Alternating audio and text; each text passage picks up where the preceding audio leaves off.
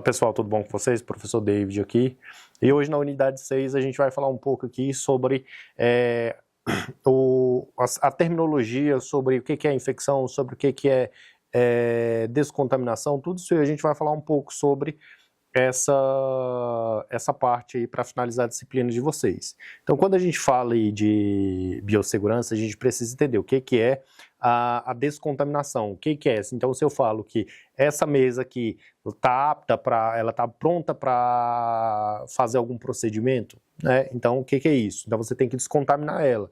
Então, quando você limpa a sua casa, você passa ali um produto, né? Você descontaminou aquela região. Então, quando você tem um centro cirúrgico, você vai ter aquele local esterilizado.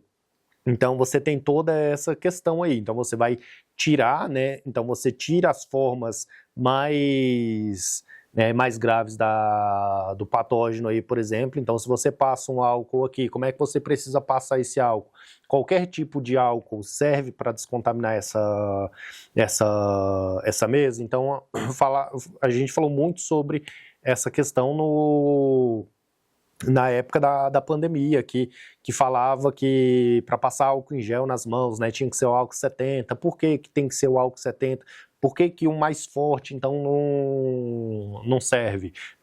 Justamente porque o álcool 70 ele tem uma concentração boa de água, né, e ele tem a quantidade ideal de álcool aí. Por quê? Se você coloca um álcool ali 90%, né, para fazer a limpeza das mãos, descontaminação das mãos, o que acontece? Ele vai evaporar muito rápido e ele não faz a descontaminação correta. Diferente do álcool 70, que ele tem uma quantidade de água que vai permanecer na sua mão por um tempo até que aquele álcool evapore por completo e descontamine sua mão. Isso aí é a forma ideal de você fazer essa descontaminação. Agora, uma asepsia, né? Uma esterilização, então um ambiente esterilizado, o que é aquilo? Ele está livre, inclusive, de patógenos, né, na forma de esporos. Então, uma bactéria, por exemplo, ela pode fazer um esporo, que é como se fosse um ovo aí dela, que ela coloca para proteger um mecanismo de defesa dela. Então, quando você tem uma esterilização, você tem justamente essa limpeza mais profunda aí.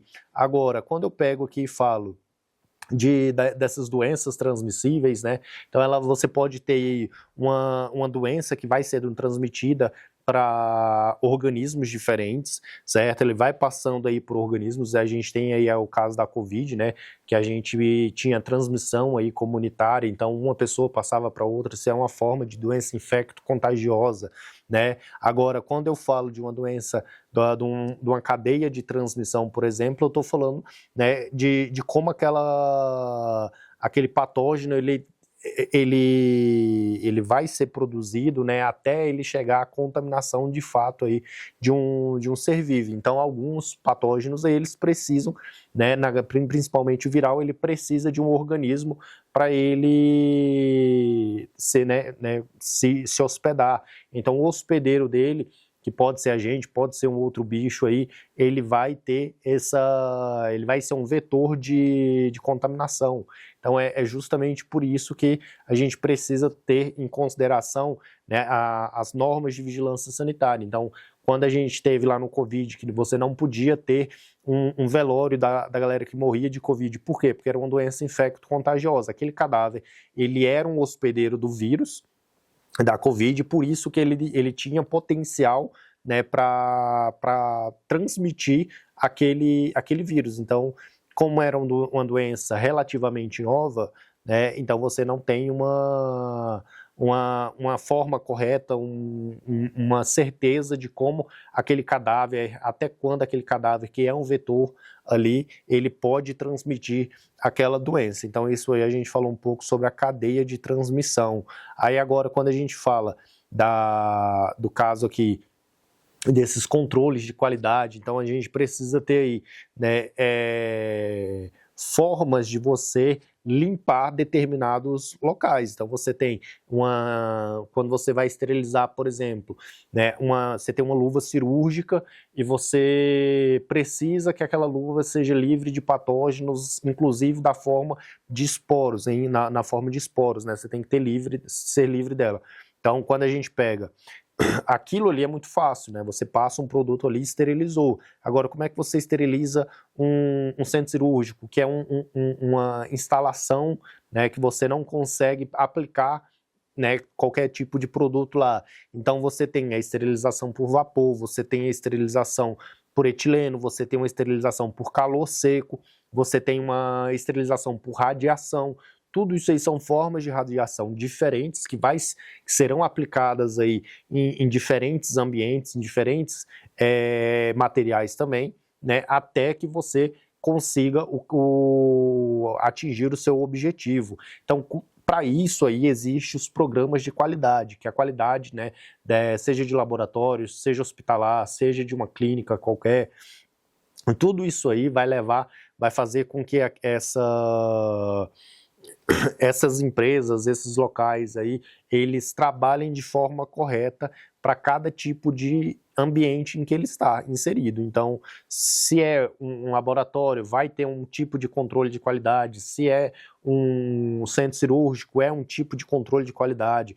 E para isso aí a gente precisa ter os POPs, né, que é o Programa Operacional Padrão, justamente para você colocar ali todo o passo a passo de como você trabalha, de como você vai descartar o material, do que tem ali, do que precisa para aquele local. Tudo isso aí, né, vai fazer, o controle de qualidade que vai fazer esse planejamento aí. Então, quando a gente fala de boas práticas de laboratório, né, trazendo aí esse programa de qualidade, a gente fala justamente isso, é o que você pode, o que você não pode fazer dentro de um laboratório. Então, se eu pego, é recomendado você ter práticas de se alimentar dentro de um laboratório? Não é. Por quê? Porque você pode estar levando contaminação para aquelas amostras ali, ou ingerindo esse alimento, inclusive contaminado. Então você pode ter aí diversos problemas justamente por isso. Você pode ter os problemas para as amostras e também para você mesmo, né? Então você tem aí aqueles adornos, né? Mulher que tem cabelo grande, ou alguém que tenha cabelo grande, mulher ou homem que tenha cabelo grande aí, não pode estar com cabelo solto dentro do laboratório, porque o cabelo ele pode sim pegar num reagente e levar para você, puxar, tem a contaminação cruzada aí, essa contaminação indireta que você vai levar, né, de forma indireta aí essa contaminação. Então tudo isso aí são boas práticas que o próprio Ministério da Saúde aí, ele tem, né, essa forma de você, ele vem justamente para nortear, né, esses documentos aí, eles vêm para nortear, né, cada forma de você trabalhar aí, certo? Então essa foi a unidade 6 aí da nossa disciplina de biossegurança, e até mais.